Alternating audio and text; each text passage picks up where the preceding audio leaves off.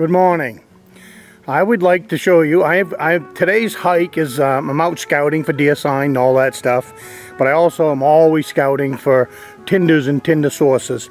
But today's objective was to come out with a 5-gallon bucket and collect some punkwood. Now, punkwood in northern Maine for me is a #1 go-to tinder. Especially in the wintertime when there's 5 or 6 feet of snow or 4 feet of snow.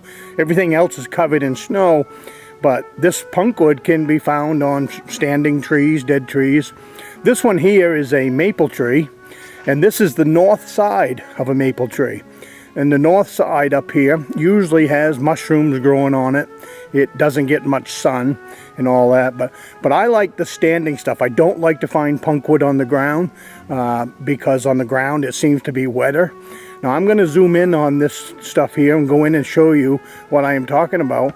But this stuff is prime. I've already whacked into the tree right there, and it is soft. It is squishy like a sponge, and there is a ton of it. And this is why it is my go-to tinder for punkwood.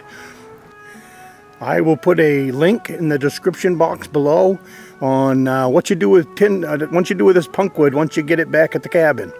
And but this one is just on harvesting. I have come out today to harvest about 5 gallons of it. I store it in my fire building where I keep all of my tinders and stuff, so I have them for when I go out scouting and hiking. So I will go in and collect that 5 gallons, and we will see you on the other side.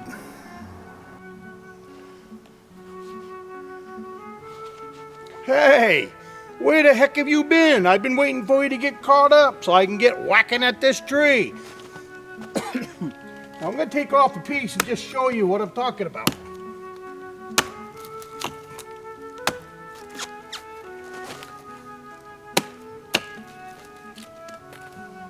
You see that? Nice and soft. You see that? Nice and soft and squishy. That's exactly what I am looking for when I want to make my punkwood. All right, my charred punkwood. So soft, squishy, that's exactly what you want. Not full of water. Excellent, excellent, excellent. So the reason that I come out and harvest it and bring it back to my fire building is that right now it is soft, it's perfect, it's exactly what I'm looking for in punkwood. It's not on the ground, it's not rotten. So if you wait, this tree will rot some more, and then eventually it will fall on the ground and it'll be useless. I can show you other trees that I found in the past that had great punkwood in it, and now it's just nothing but rotten wood. We're not looking for rotten wood. We're looking for soft, spongy wood. Then you take that back to your fire pit and you turn that into charred punkwood, and now you've got some of the best materials for flint and steel that, in my opinion anyways, is in the North Maine woods. When there's 3 feet of snow on the ground and you can't get to anything else, this stuff is perfect. You can take it off the tree as long as you got your tin box with you. You can build a campfire, you can char it, and now you're working on that first fire mentality. Once you get that first fire, you can make, there's a ton of it in this tree. You will never run out of punkwood, charred punkwood, while you're in the North Maine woods with something like this beside your campsite. So this is why. This right here is exactly why it is my #1 tinder source to go to in the North Maine woods in Maine. So enjoy. I'm going to harvest. Let's take a peek on how I harvest it. Fill the bucket up. Then it goes back to my fire building, and I have plenty on hand. I am all about stockpile. I stockpile absolutely everything so that when I go to my fire building, when I'm going out for a scout, when I'm going scouting, I can grab my materials and go.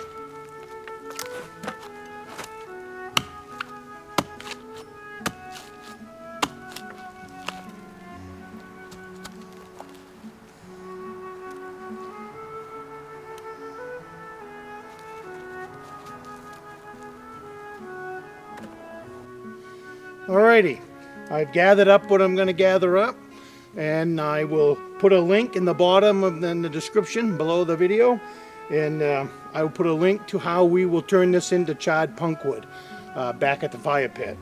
So as always, thank you very much for taking the time to look at my video, and I would greatly appreciate it if you would subscribe to the channel and all that. So thank you very much and have a great day.